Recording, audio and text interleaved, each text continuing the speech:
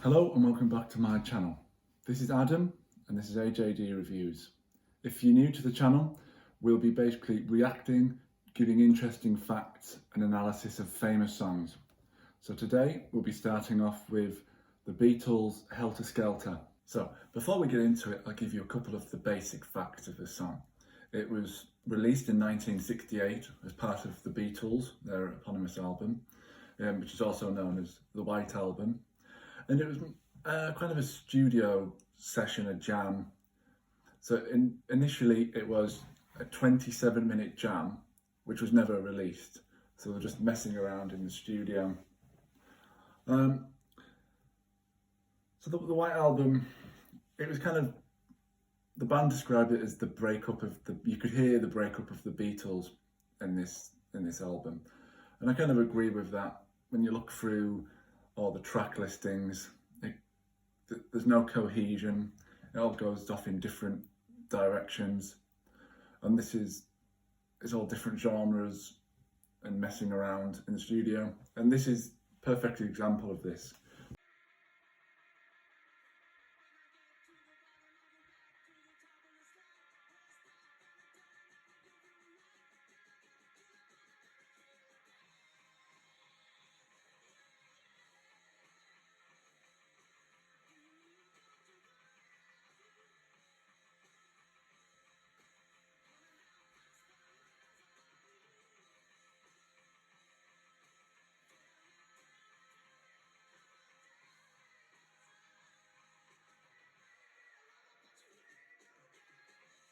I'll just stop it there. So the song was in response to The Who's I Can See for Miles, which is kind of a quite raw song. And McCartney said in an interview that he wanted to create the loudest, nastiest, sweatiest rock number they could. Now, clearly, if you're aware of the Beatles, this is not anything like what they had done before, or even after, really.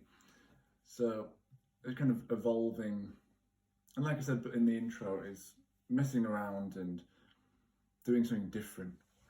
So, as you can hear by that song, there's not much going on in the lyrics. It's McCartney talking about a fairground ride, the Helter Skelter. So if you've not seen it before, you start off at the top of the slide, you go all the way around to the bottom. There's not much going on. They were messing around in the studio, same with the lyrics, the vibe of the song. That is, unless you're a deranged cult leader called Charles Manson. If you're not aware of Manson, he was a cult leader who brought together a group of women who, quite a lot of them were runaways, but from rich families and rich and privileged backgrounds, but were unhappy. It was that counterculture era of America where young people wanted their freedom, and Manson kind of embodied that in the nth degree, the wrong way, completely the wrong way. Yeah, so he took these girls in, give them lots of psychedelic drugs to alter their psychosis, took advantage and created his own little army almost. So what's Charles Manson got to do with this song? He basically thought the Beatles were singing to him subliminally about an upcoming apocalyptic race war called Helter Skelter. It was in the era of the civil rights, so it would be a white and a black war. And Manson thought that the Beatles were the four angels from the Book of Revelations. And he thought that they were getting their followers together for this war, and Manson would lead the army for victory. Basically, to escalate this war, Manson got his group, which is called the Manson family, got these women to target rich white people in Beverly Hills, and they made it seem like it was the Black Panthers to escalate the war. So in one of them, the Sharon Tate murder, I'm sure you've seen Once Upon a Time in Hollywood. Tarantino was playing on that real life event which was Manson. So they murdered Sharon Tate and wrote in her blood on the wall, "Pig." Some people believe that that's from George Harrison's song "Piggies," which I think is also on this album. But I'm not sure how true that is. That's just what I've read. So Manson was also an artist. He was obsessed with music.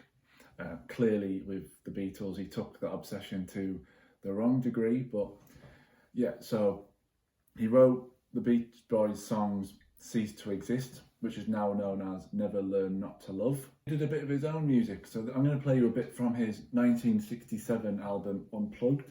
This is "Run for Fun."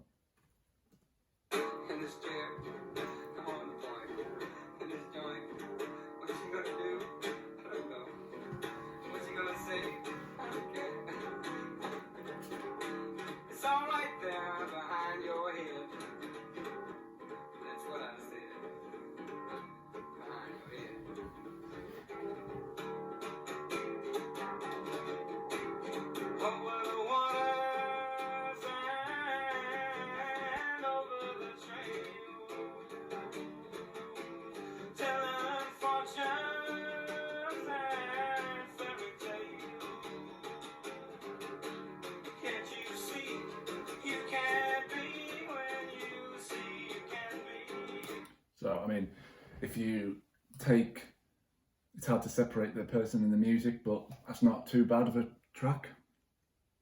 So, we'll get back into the Beatles and I'll tell you some more about the story after. That was Ringo Starr there, just getting, after he'd been bleeding with playing the drums too hard. So yeah, finishing off with the Manson story. He also wrote, when he some of the murders, Helter Skelter. So it's a misspelling of Helter Skelter. So in response to this, John Lennon said to Manson, "He's balmy, like any other Beatle kind of fan who reads mysticism into it. We used to have a laugh about this, that or the other, in a light-hearted way. And some intellectual would read us, some symbolic youth generation wants to see something into it. We also took seriously some parts of the role, but I don't know what Helter Skelter has to do with knifing somebody. I've never listened to the words properly, it was just a noise." Which yeah, is kind of like I've said multiple times in this video, it's them having fun in the studios and kind of the unwinding of the Beatles in a bit. They were just going off in different directions, which is, yeah. McCartney wouldn't perform this song for years. I think it might have been from 1969, from when it happened, to 2005. I think he performed it live then, because he didn't want to make it seem like he was making light of what happened or he didn't care. But after a while, he just thought, it's a good song, good to jam to, be great live.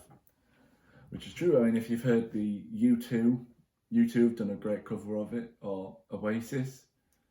The Oasis one's not as good as the U2 one, but yeah, so I hope you've learned something new today. I hope that's been interesting, if not slightly disturbing, with the story, taking a light-hearted jam session to that degree, to an apocalyptic race war. Yeah, again, I'm not sure why. So if you liked the video, please subscribe, like and comment. If you didn't like it, dislike it. It helps the traffic either way.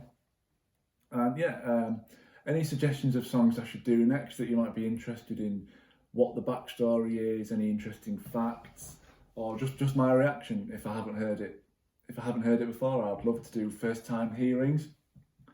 I'll let you know in the comments if I've heard it before or not. This is AJD Reviews. Thank you for watching, and I'll be back soon.